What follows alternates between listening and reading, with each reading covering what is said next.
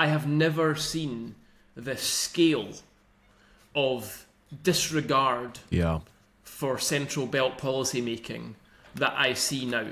That you cannot find people up there who think that the Scottish Government is making policy in the interests of rural communities. Yesterday was a complete chaotic mess on this wood burning thing, which, by the way, was sparked, as it were, by an architecture firm doing a thread on Twitter basically saying this ban has come in as of the 1st of April. Nobody knows about it. It's going to change the business model. All of these points that person in Tain has just pointed out, that in rural communities actually depend on these things to see you through power cuts, to support the heating system that you've got in place already. And yes, in the islands, in the Western Isles, fuel poverty, the rate of fuel poverty, there's like 57%. It's the highest in the country. And that's the exact sort of place where these things are really important. Yesterday was a complete comms disaster. Nightmare. What on earth was going on? And then you had Patrick Harvey on Twitter basically sort of having a go at people for not knowing about this and not understanding it, which I think was quite bizarre as well.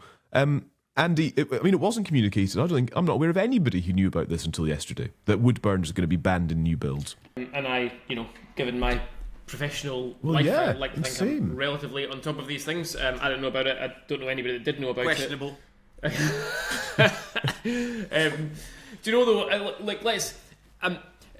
I have a kind of a bit of a rural-urban divide myself, as I mentioned earlier on. I live in Edinburgh, but I spend a lot of time up in the Western Isles. That's where the family is from, much like yourself, Calum. Yeah. So let's park for a second whether or not the Scottish Government actually does understand rural affairs. Let's park that, because everybody will have their own interpretation of that, right?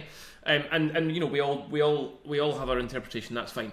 But we should be clear about the fact that when you get to those rural communities, more than ever before, because you know what it's like, and I can say this since I'm from the Western Isles, or since my dad's from the Western Isles, I can say that Islanders do like to have a moan about Edinburgh, right? They do. And there's always been a little bit of, well, they don't understand us down there. That's always existed. But what I would say from being up there regularly is that I have never seen the scale of disregard for central belt policy making that I see now.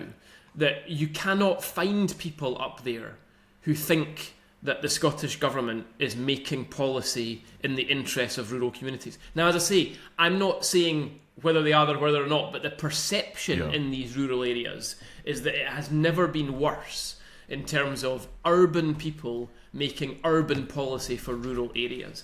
And just that perception alone, whether or not it's true, that's a big problem, I think, for the Scottish Government. And issues like yesterday highlight it really pretty well. I mean, you've got island communities are not on the gas grid, so you immediately limit what they can use for heating. And as they highlighted yesterday, if you're not on the gas grid and you have a power cut, what do you want us to do?